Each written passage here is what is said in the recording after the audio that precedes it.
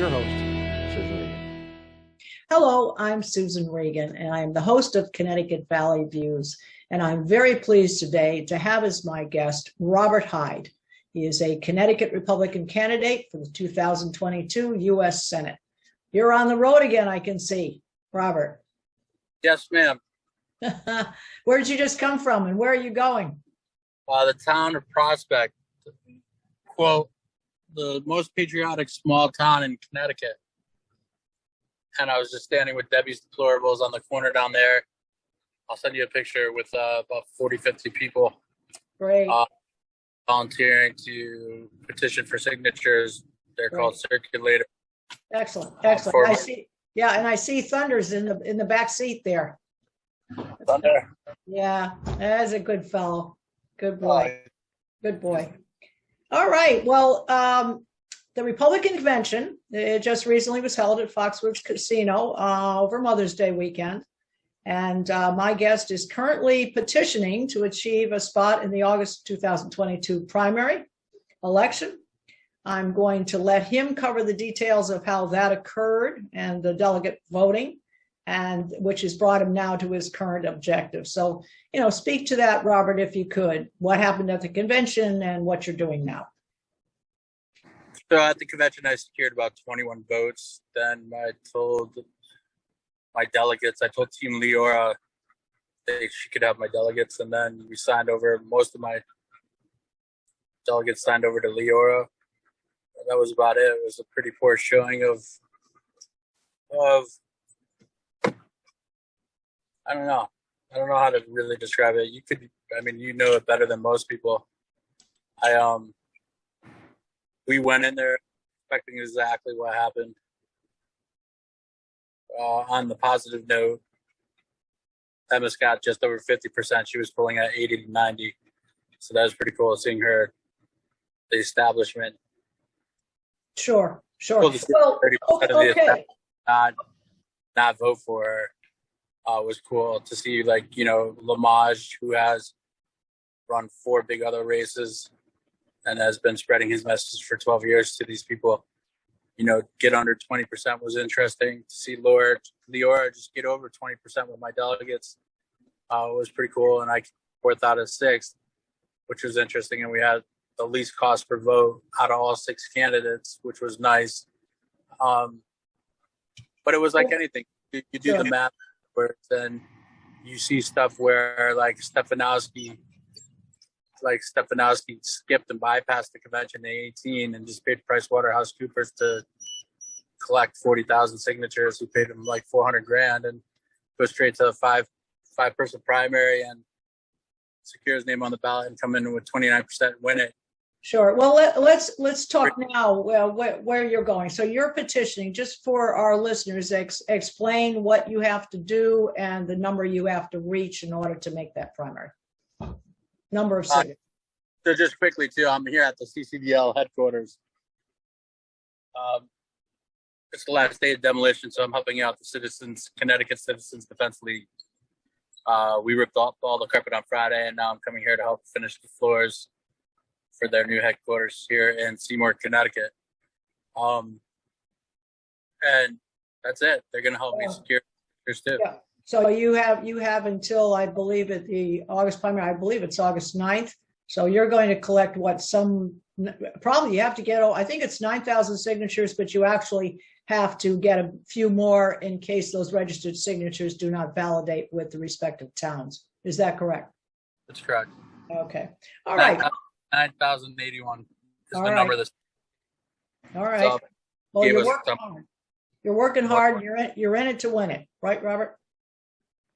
Listen, I don't know how you can work Yeah, we're working very hard. Yeah, Good. I have 1,200 currently. Hopefully this week, our plan is, we're not going to advertise our plan, but hopefully this week, if this plan goes well, then it'll be on the ballot. The team was also talking to me yesterday how I could run as an independent. Then we don't have to stress, put a team together and all that stuff. But we're doing the math on that too. Sure. Well, all right. Well, now a little bit of a personal background. I mean, I know you were in Washington. Could you give a little background on that, your time you spent in Washington? We know you were served your country as a Marine, and we're going to talk a little bit about that. But tell us your time in Washington. What was your job there? My job was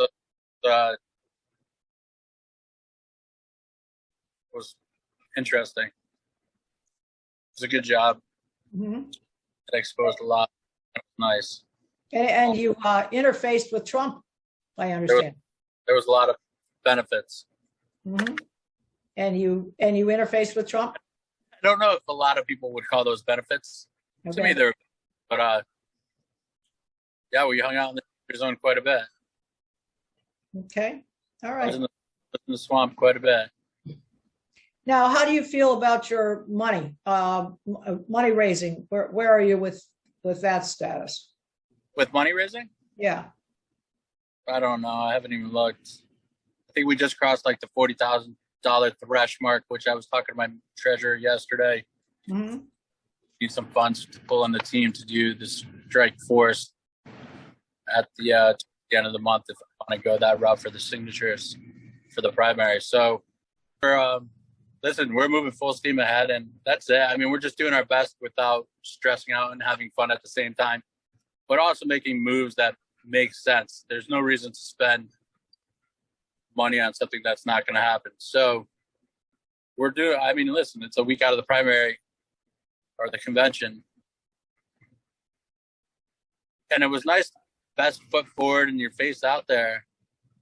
But the one thing I just don't know is, was it even worth it? So let's move on to this. Let's talk about differentiating yourself from the others that are running. I know you've mentioned that they've spent time doing that before. Maybe they have more name recognition. Maybe they're raising more money. We don't know their status right now. We know that Liara is well known down in the Gold Coast area.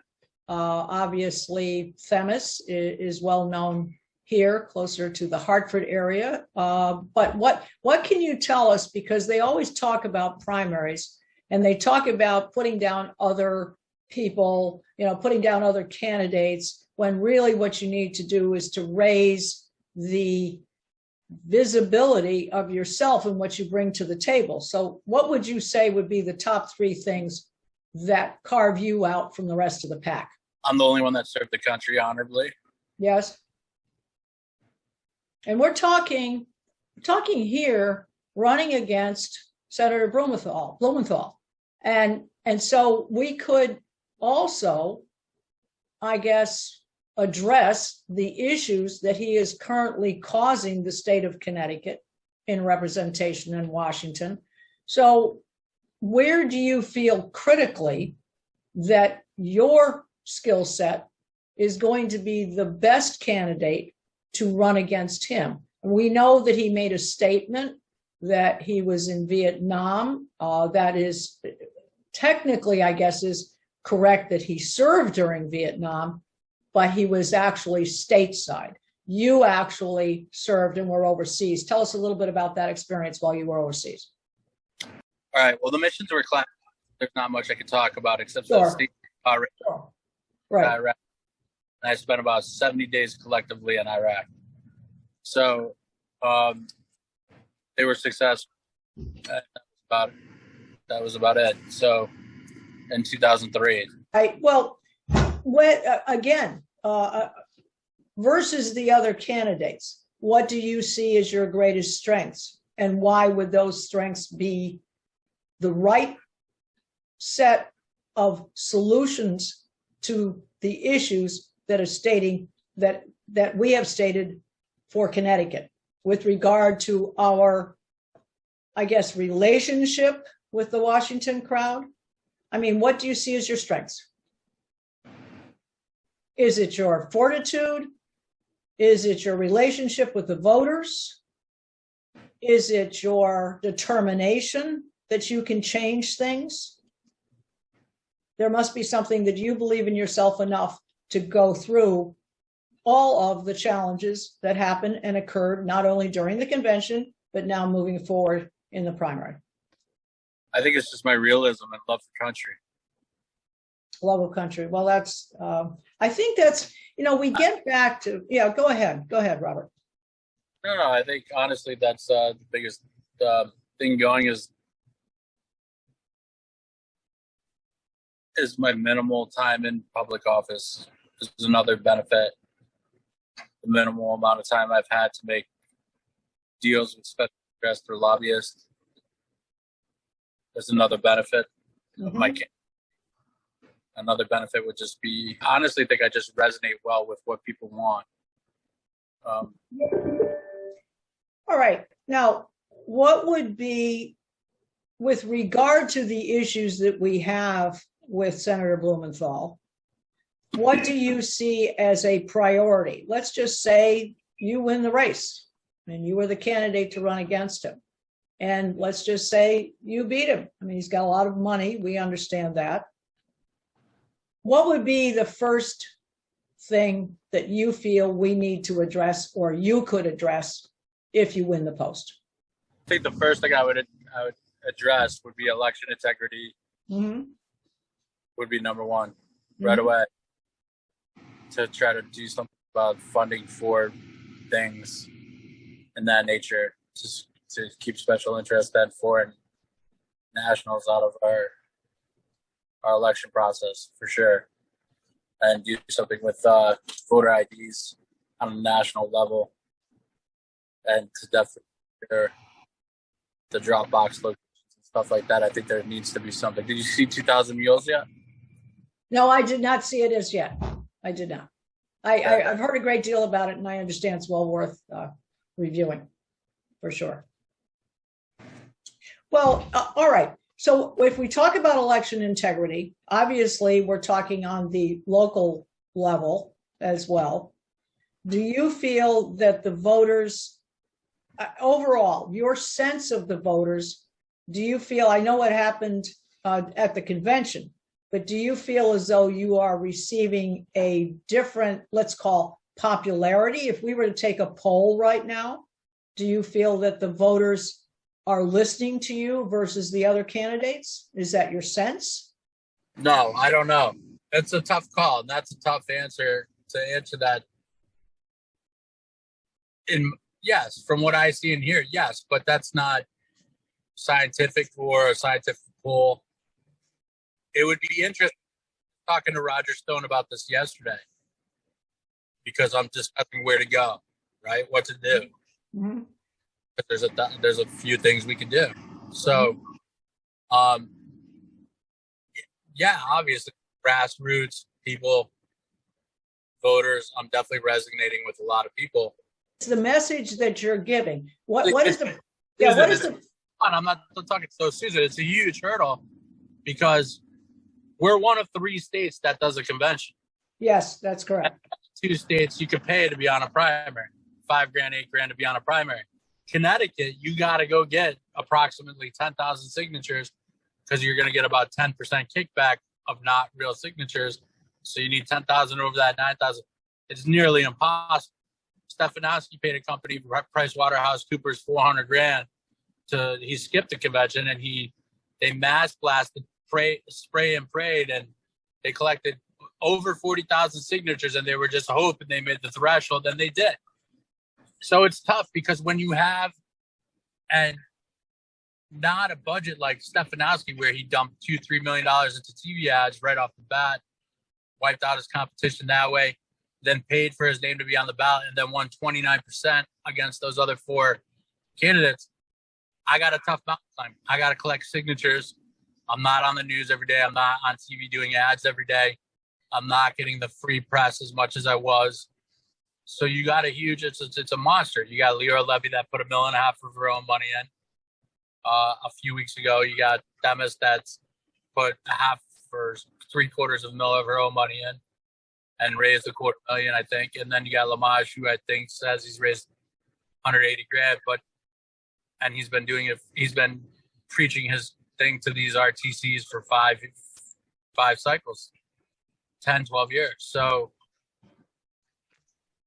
well, it's a monster. To just keep answering your question, it's a monster hurdle.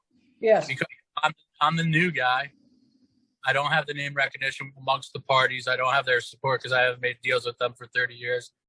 I don't have $1.5 million in advertising that I'm putting out there.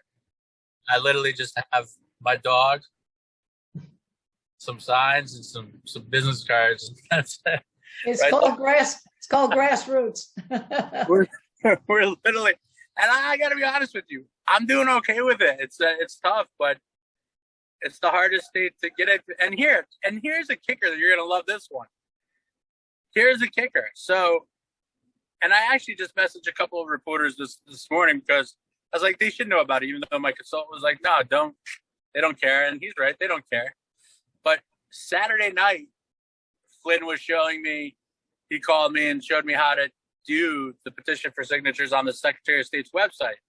And it was kind of hard to navigate to. I got there, the link, I was going to fill it out. Then I was filling it out. I called my lawyer, who's in Wisconsin, my treasurer lawyer. And Gene was like, Rob, stop. Don't fill that out. This is how Wisconsin keeps people off the ballots. If you misfill out that form. I'm like, okay, thanks, Gene. Have a good weekend. She had COVID.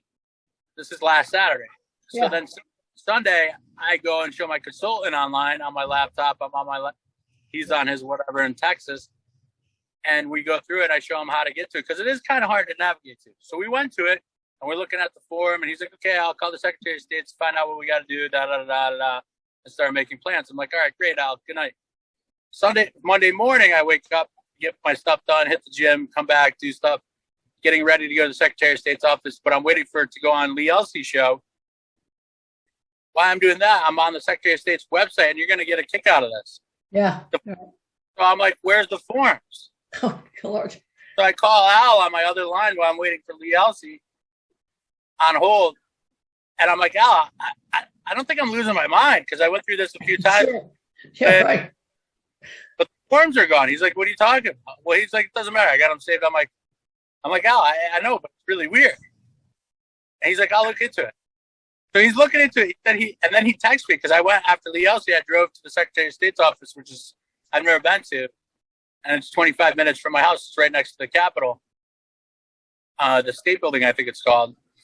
And I literally was almost about to park, and my consultant he goes, Rob, you're not going to believe this, but they're like, one, I was on hold for 23 minutes. Two, is like the lady's like, I can't believe what happened. It's like the forms disappeared overnight. Oh my Lord! So the forms. So I go into the building. And I'm standing there with like 3 other people, I guess, that are doing the same thing because they've done this before. Yeah. Lady comes down and, hey, Mr. Hyde, she's all frantic. She's like frantic, like shaking. Yes. And we were like, I'm like, whoa, I'm like, hey, I need this application. My treasurer says, I miss will fill it out. She's like, comes down with it. She's still a little shaken. I'm talking to her. She's like, yeah, I'm going to vacation next week and this and that. And I'm like, all right, got my treasurer my lawyer on the phone. She's like, no, we don't really care how you fill it out as long as just do this. So we did. Then she goes and comes down. She's like, okay, I'll probably have your petition forms to you tomorrow. I'm like, well, you know what? We're kind of in a hurry. Got to get 9,000. Is there any way to print that up? Right. Like, yeah. I'll go. And I'm like, hey, I just want to show you this. The forms disappeared overnight. Here's my consultant. She's like, oh my God, I don't know what to tell you. I'm so sorry. I was working on the website this morning and I forgot to save the links. Oh, no. And me and everyone in the lobby were just like, really? The Monday after the convention for Democrat and Republicans, You guys are working on the website first thing in the morning. It's literally like 10:30 in the morning and you like forgot to save the links for everybody to get on a ballot. Oh, my Lord. Oh, so it was the oddest thing ever. So she printed it out, brought it back down. Did you feel it was an honest mistake, or did you think there's subterfuge here or something? How is that an honest mistake? I don't know, but you're concerned about the voting and the ballot boxes. It's the Monday after the Democratic convention and the Republican convention, and like one of the only states that has a convention. Yeah. And state workers, people are coming into work as I was standing there at 10:30 in the morning. So she got there extra early to work on the website to make what were you doing on the website the day after a convention trying to fix it? The convention too, and then you forgot to save the links that everybody was looking at all week. Right. All right. I So mean- are you good now? Are you Yeah. good? I mean, you're all set now? I was all set then because she was doing it all. She was doing it all Okay. for us, but it was. So what you're saying is this is part of the corruption that's happening in Hartford. This is part of that whole systemic. Any clearer than like the Secretary of State's office. It's not that big. They deleted the links to petition to primary, to petition to be on the ballot. They deleted the links were gone, Susan. Yeah. Gone. Yeah. You're on your way now. Obviously, you're going to be keeping you're going to be keeping watch, and this is part of what you said. You want to make sure that the voting thing is clarified, cleared up, and going forward for other people who are going to run for office. This is one of the major things to be addressed. But let's give the website that you want if people want to join, help you get signatures, help you in any way they can, lawn signs, whatever. What's your website? So have I got this right? Hyde4senate.com. Is that correct? It's Hyde for Senate at .com is my website. And you could just do Hyde for Senate at Gmail if you want to email me direct. Okay. And we're gonna do. I gotta go in here, collect 50 more signatures from these men in here and women, and then just keep going, see if I can get some of them to sign up to take a petition form and collect 20 signatures each. So we're gonna keep going. Right now I did in the last 4 days, we did just over 1,200 signatures. I got, if I could hit about 5,000, it should make the strike force easily if I want to go that route to put my name on that. Good for you. All right. Well, it's been very interesting to talk with you today. We wish you the best of luck as you go forward, and keep Thunder right there in the back seat. Your backup guy. All right. Well, thank you for your time. Best of luck going forward. Thanks, Susan. Okay. This is Susan Regan, host of Connecticut Valley Views. Please be sure to see all of our programs on our website, ctvalleyviews.com. And thank you for joining me with my guest today, Robert Hyde, who is a Connecticut Republican candidate for the 2022 U.S. Senate. Thanks, Susan. Okay, take care.